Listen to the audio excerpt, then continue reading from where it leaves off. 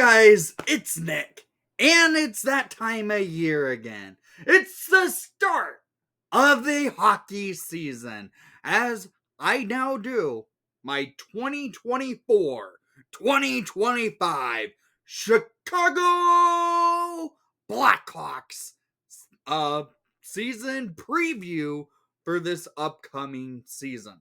This is going to be an interesting one, as the Hawks clearly are going from a tanking team to a team starting to climb as they go into the season with a much more veteran presence roster on this team. From the signings of Teuvo Teravainen coming back to Chicago to Tyler Bertuzzi signing with the Blackhawks. The likes of Alec Martinez, TJ Brody, Patrick Maroon, and Craig Smith coming to the Blackhawks. We're going to see a lot more veteran presence on this team than we did last year. It's going to be a much harder team to get onto the roster. So it could be a spot where we see the Rockford IceHogs loaded with a lot of young talent going into this year, and the Hawks loading with a lot of veterans. This is a crucial time in the rebuild. It's a transition from being one of the worst teams in the NHL to starting to climb out of the basement. And, well, I think what Kyle Davidson did this offseason does help. We now have a captain for your Chicago Blackhawks, and that is number 17, Nick Foligno. Assistant captains will be number 4, Steph Jones, and number 5, Connor Murphy. I could see some other players end up wearing the A if like Jones, Murphy, or Foligno get injured. I could see players like Dickinson step up. Players like maybe Connor Bedard gets an opportunity wearing a letter. Don't know if that's going to happen. Kurashev wore the letter last year at one point, so I could see Kurashev. There's some players on this team that can wear letters without any issue if it comes to the point where if there's injuries on the team. But I'm not going into that because last year, as you know, it was very difficult to watch when it came to the injuries for the Chicago Blackhawks. It felt like everyone at one point was injured, minus Jason Dickinson. He was pretty much the only player. He was the only player to play all 82 games last year. Peter Mrazek also, he didn't get injured, but keep knocking on that wood, keep him healthy every time, because the year prior we knew he had a lot of injuries. In net, we should look solid.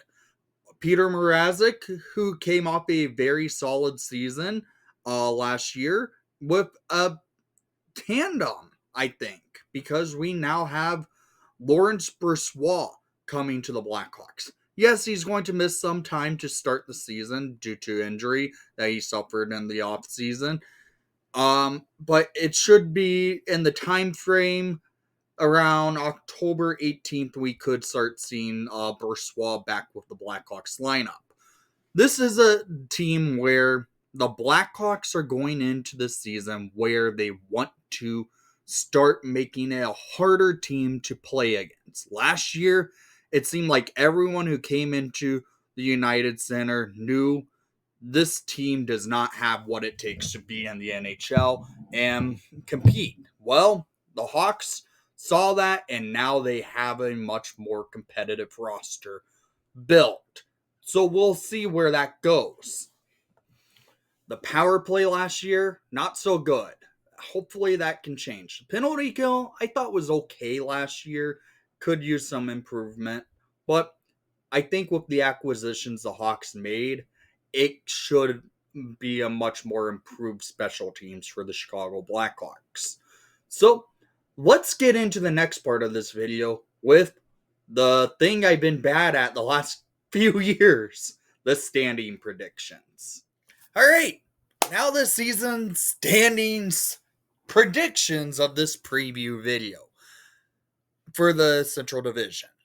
As you see, I don't have the Blackhawks in dead last in the division. In fact, I gave them a 25-point increase from last season. With all the veterans they acquired this offseason, I think we can see the Hawks increase in the standings by a good amount of points. Do I see them being a wild card team? No. I'm realistic here. But let's start from top to bottom. At first, I have Dallas. They won the division last year. I think they're still the division favorites this year. In fact, I can see them as a Stanley Cup contender this year. With 114 points, I think that's realistic for a team like Dallas, who had 111, I believe, just the season prior. At second, I have Nashville. With what they were able to do this offseason, bolster their roster by acquiring Steven Stamkos and Jonathan Marchessault, they could be a threat in this Central Division for a good amount of time now. They have some key players that are built to make a good push on this roster, especially how they played in the playoffs last year against Vancouver. They were playing hard, but it just caught up against them. Third, I have Colorado. I think they're still going to be one of those top three teams in the division, but at 105 points, I think is realistic with them right now. You don't know if Gabe Landeskog's going to ever come back, it seems like. He hasn't returned since the Avalanche were in the Stanley Cup final 2 years ago. 3 years ago at this point now. But 105 points with the Hart Trophy winner from last season and Nathan MacKinnon. I think this is realistic for the Avalanche. I don't trust Georgiev quite a bit to hold them to make them a division champion this year, but third place I see happening. Fourth place, I think Winnipeg. The top four teams are pretty much the same top four we saw last year in the division, but it's when we get down to the bottom five, we see some rotating of teams in the standings. But Winnipeg at fourth, I think, is realistic.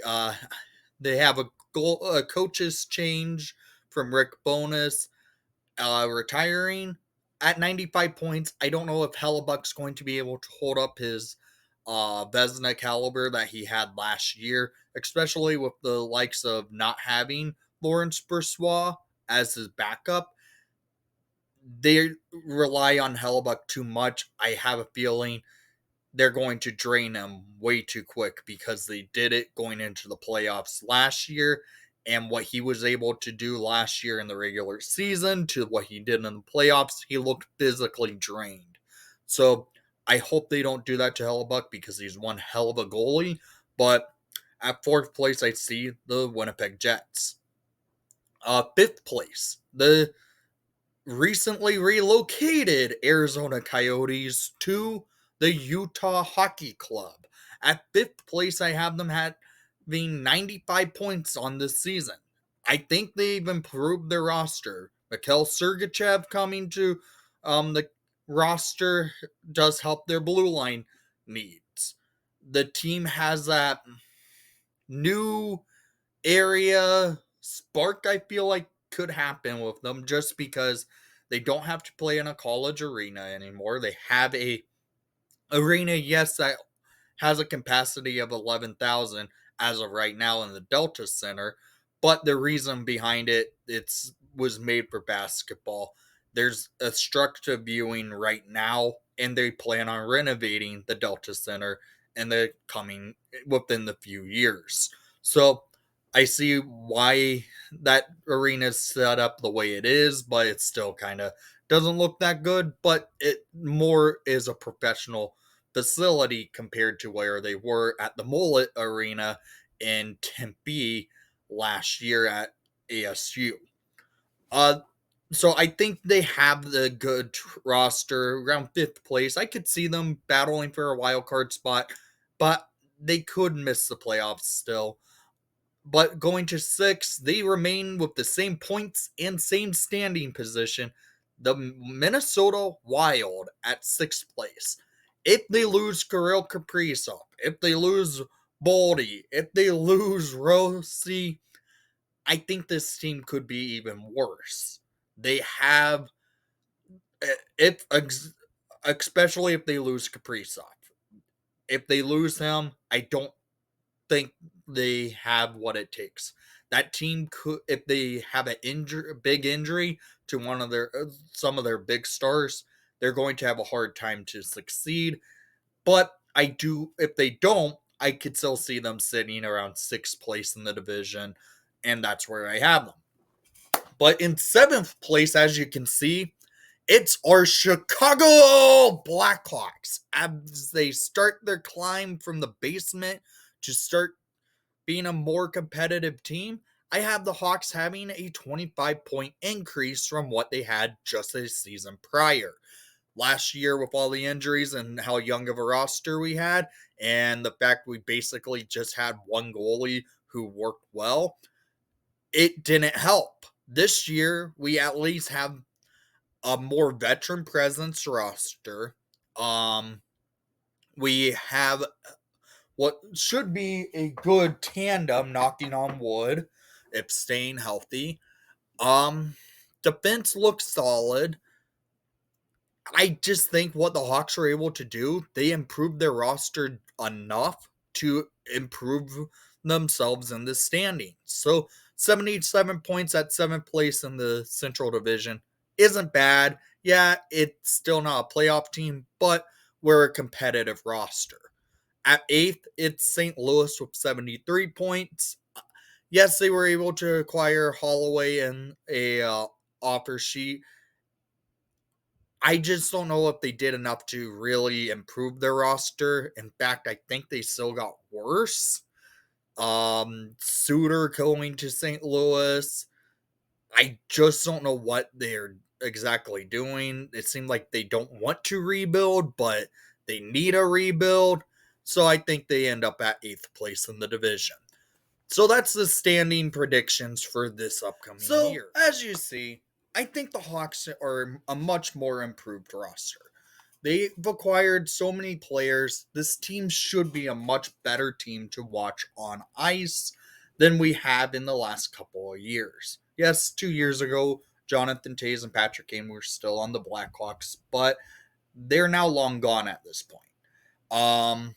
But now we're in that transition period from tanking to growing. And it just feels like there's a new energy coming with the Chicago Blackhawks, a much more competitive energy at that. I like what they were able to do.